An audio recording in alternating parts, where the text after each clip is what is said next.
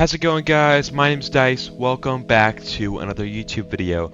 In this video, I'm going to be showing you guys the best settings for Rocket League in 2024. Before I get straight into the video, I want to thank you guys so much for all the love and support on my recent videos. It really does go a long way. But yeah, let's just get straight into it. Alright, so just starting off here, I'm going to go through all of these tabs. I think there's about 8. 1, 2, 3, 4, 5, 6, 7, 8. So, split screen layout. This doesn't matter. That's if you're playing on console and you want to play with one of your buddies and he connects his controller, and so then it would just, do you want to see vertically or horizontally? Pretty basic. Cross-platform play is actually a pretty big one. And if you're on PC, I'd recommend turning this off. That's just me personally, though. I don't really like having console players on my team. I just find that they're really not that good. No offense to the console players watching. All of these 4 settings here, this depends on your internet, so you just gotta try and figure it out. For me, default works good because I have decent internet, but if you have bad internet and you experience lag, maybe try CSTS or STS. I used to have bad internet, and STS was a problem for me. I do have an internet, like how to have the best internet in Rocket League guide on my YouTube channel. I'll link that down below for you guys. A lot of stuff here are preference. I want to preface as well by saying a lot of the settings, they're preferences, right? So I'm just going to show you guys my preferences and what I think the best are for the best chance of winning, right? That's what this channel is trying to help you guys out. So this stuff doesn't matter. You just put in your region. I don't even know what this means, to be honest with you. But going on to camera, this is probably the most important one. So let's just get into it here. So there's many different settings that people use, right? There's no best camera settings, unfortunately. If there were, everyone would be on the same settings. But FOV, the range is from 1.7 to 1.10. A lot of players in the Europe region will use like 1.7 or 1.08 just because they're closer to the car. And you'll notice if I have the ball close to my car, it's easier for me to flick. I haven't played in a few days, so I'm not going to have the best flicks. Let me have one more try here. That's a decent flick. I just want to see how many kilometers it is real quick. Okay, it's a 98 kilometer shot. So it's easier for me to flick opposed to 110 because I'm further away from the car and I can't see specific details. Obviously I can flick either way, but that's kind of why people do it, is especially when you're in the air too, it's much easier to get certain touches. Like if I want to go for a flip reset, right? It's easier for me to see where the ball is going to go when I'm closer to the ball, right? Like when the camera is pushed in, like I can see where I'm going to get each touch. If I need to flip it over someone like that, there's just a lot of things that make the game easier when it's closer. But then there's cons too, right? So if I'm at 108, there's a lot of things I can't see going on. It's not going to be that different. It's not like detrimental, but like you just sacrifice a little bit of FOV, field of view, for some, like, to see closer to your car. So I would experiment with this. These numbers aren't interchangeable with these at all. FOV is going to be its own number, so I'm going to stick with 110 just because I like it. And height and distance are very interchangeable. Like you want to move these two together. You're never going to just move one and then move the other. So the ranges for distance are 260 to about 290. You'll see some outliers like 250 and 300 and 310, but 260 to 290 is the main ranges, and then you go from 90 to 110. Right? So let's do 260, 90 first. You'll notice that this is really low to the ground, and you might think, oh, that's probably for ground control. It's actually more so to be in the air more. When you have low settings, it really helps you in the air, right? Like you can just see what's going on. Like that second reset, in my opinion, is pretty hard to get on like normal settings. Like this right here, that's a pretty hard reset to get, but because I'm so close to the ball, it will really help me out. But then 270, 100 is probably my favorite. You'll see a lot of people on 270, 100 or even 270, 110.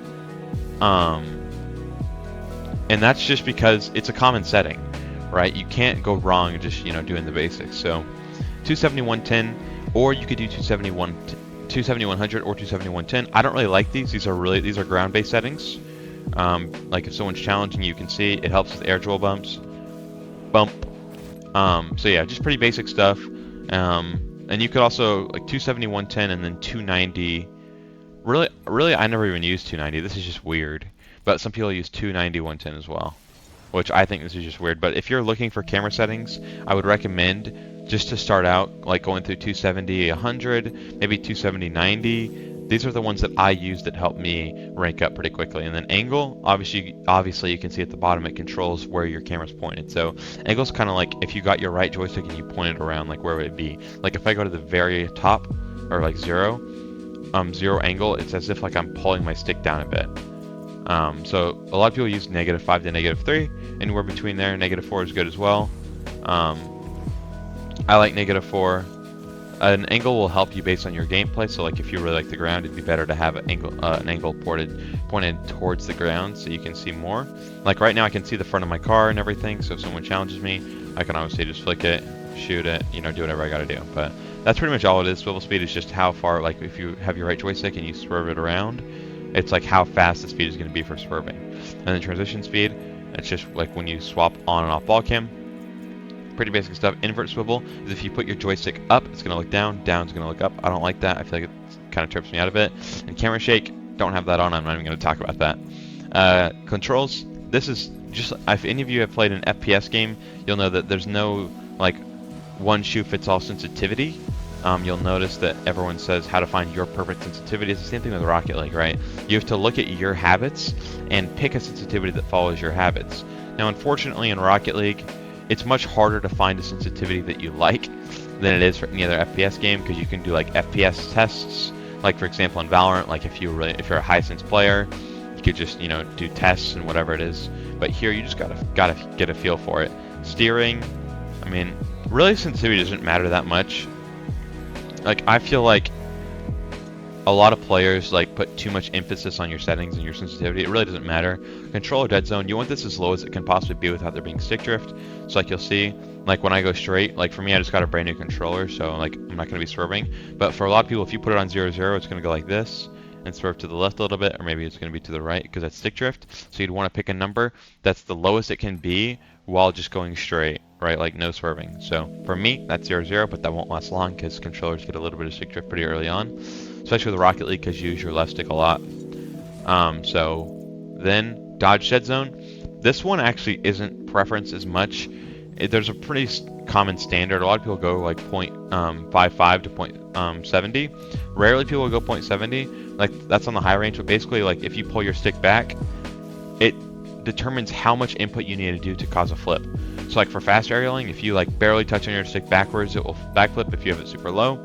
So yeah, I would just recommend keeping this at like 0.60 or so. Vibration, obviously with that disabled, it also lowers delay if that's something you care about. Ball cam, call ball camera mode. Obviously toggle, you don't want to hold. I mean, honestly, I feel like that's not a bad play. I'm going to keep it a buck. I've never even seen the setting. No, that'd be kind of annoying.